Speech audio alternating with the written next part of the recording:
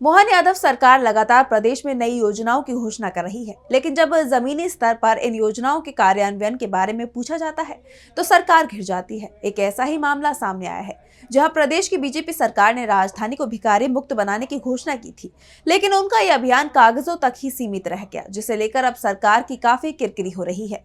तो क्या है पूरी खबर, देखिए इस रिपोर्ट में। मध्य प्रदेश में मोहन यादव सरकार के फैसलों को लेकर सवाल उठ रहे हैं। सरकार बड़े बड़े दावे करती है, विकास के योजनाओं की भी घोषणा करती है, लेकिन जब उन्हें लागू करने की बात आती है तो सरकार के सारे दावे हवा हवाई रह जाते हैं। मोहन सरकार का मध्य प्रदेश की राजधानी भोपाल को भिखारी मुक्त बनाने का अभियान भी कुछ इसी तरह का दिखाई दे रहा है। ये महज कागजी कार्रवाई में उलझ कर रह गया। सरकारी अधिकारियों की तरफ से 4 फरवरी को आदेश जारी कर शहर में भीख मांगने और देने पर प्रतिबंध लगाया गया था, जिसके बाद 2 अप्रैल को समीक्षा बैठक के बाद इसे लेकर आदेश भी जारी किए गए थे, जिसके तहत भीख मांगने वाले और उन्हें भीख देने वालों के खिलाफ प्रभावी कार्रवाई के लिए 8 टीमों का गठन किया जाना है। एसडीएम की अगुवाई में इन टीमों को सड़कों पर उतरकर कार्रवाई करनी है, लेकिन अब तक टीमों का ही गठन नहीं किया गया। कार्रवाई धीमी पड़ी तो फिर भिखारियों की भरमार हो गई।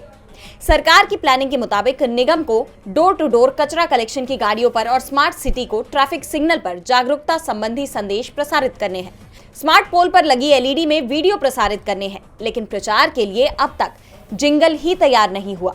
कोलार में भिक्षु गृह तो खोल दिया गया, लेकिन यहाँ भिक्षुओं को ही नहीं रखा जा रहा है।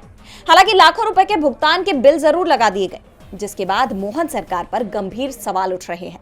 ऐसे में बीते दिन जिला प्रशासन की तरफ से समीक्षा बैठक में शामिल हुए सामाजिक न्याय विभाग, महिला एवं बाल विकास विभाग, श्रम विभाग, स्मार्ट सिटी, नगर निगम और पुलिस विभाग को पत्र जारी किए गए हैं।